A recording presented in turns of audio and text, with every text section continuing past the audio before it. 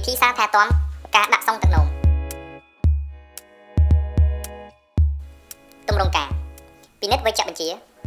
ពន្យល់ពីគោលបំណងនិងទម្រង់ការដល់អ្នកជំងឺក្រុមគ្រួសារនិងសុំការអនុញ្ញាតដោយផ្ទាល់មាត់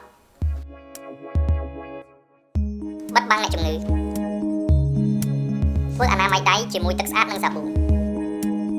រៀបចំសម្ភារៈ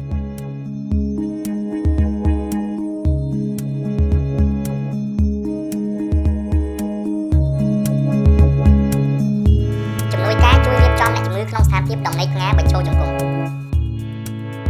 ជំនួយការជួយក្រាលកម្រាលកៅស៊ូក្រោមគូទអ្នកជំងឺជំនួយការជួយគ្របលើជើងនិងពុះអ្នកជំងឺដោយកន្សែងពុះគោស្អាតប្រសិនជាចាំបាច់ពាក់ស្រោមដៃស្អាតប្រសិនបើត្រូវការលាងសម្អាតលាងសម្អាតតំបន់បន្តពូជជាមួយសាប៊ូនិងទឹកស្អាតហើយទុកឲ្យស្ងួតប្រសិនជាចាំបាច់ដោះស្រោមដៃចេញបើពាក់ដាក់ភ្លើងបំភ្លឺឲ្យបានគ្រប់គ្រាន់ដើម្បីជាជំនួយក្នុងការធ្វើទម្រង់ការធ្វើអនាម័យដៃជាមួយទឹកស្អាតនិងសាប៊ូបើកកញ្ចប់សុងទឹកនោម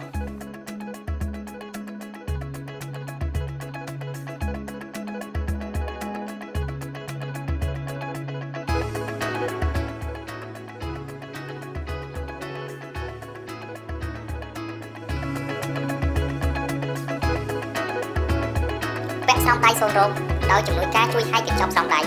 ហើយរៀបចំកន្លែងកុំឲ្យមានការបង្ករោគ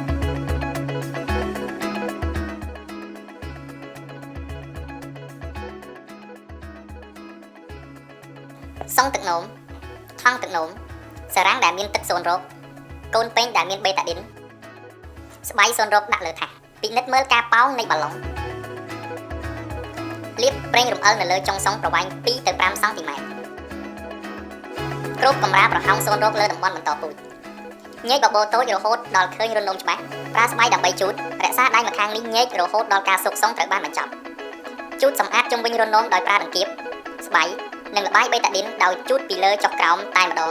ចាប់ផ្ដើមជូតសម្អាតពីគែមនីមួយៗនៃបបោធំបន្ទាប់មកគែមនីមួយៗនៃបបោតូចរួចហើយជូតសម្អាតផ្នែកកណ្ដាលពីរនោមទៅរន្ធគូតសូកចុងសុងចូលទៅក្នុងរន្ធបង្ហួរនោមឲ្យបានជម្រៅពី5ទៅ 7.5 សង់ទីម៉ែត្រធានាថាមានទឹកនោមហូរចេញតាមសុងរួចរុញបន្ថែម 2.5 ទៅ 5 សង់ទីម៉ែត្របាញ់បំប៉ោងបាឡុងដោយប្រើទឹកសូនរោគទៅតាមចំណុចសុងទាញសុងចេញថ្នមៗដើម្បីបញ្ជាក់ថាសុងជាប់ល្អហើយភ្ជាប់ទៅនឹងថង់ទឹកនោមជូតសម្អាតប្រេងរំអិលចេញពីរនោមនិងប្រដាប់ភេទរួចបិទភ្ជាប់សុងទៅនឹងភ្លៅអ្នកជំងឺធានាថាអ្នកជំងឺមានភាពសុខស្រួលព្យួរថង់ទឹកនោមឲ្យស្ថិតនៅក្រោមកម្ពស់នៃផ្លោកនោមវាតម្លៃពីមុខងារនៃសុងនោមចំណុះពណ៌និងក្លិនបោះចោលនិងសម្អាតសម្ភារៈទៅតាមគោលការណ៍ការបង្ការនិងត្រួតពិនិត្យការចម្លងរោគនៃក្រសួងសុខាភិបាលដោះស្រោមដៃចេញធ្វើអនាម័យដៃកត់ត្រាទំហំសុងចំនួនទឹកបាញ់បញ្ចូលបាឡុងការឆ្លើយតបរបស់អ្នកជំងឺទៅនឹងទម្រង់ការហើយធ្វើការប៉ាន់ប្រមាណទៅលើទឹកនោមនិងកាលបរិច្ឆេទម៉ោងដែលបានដាក់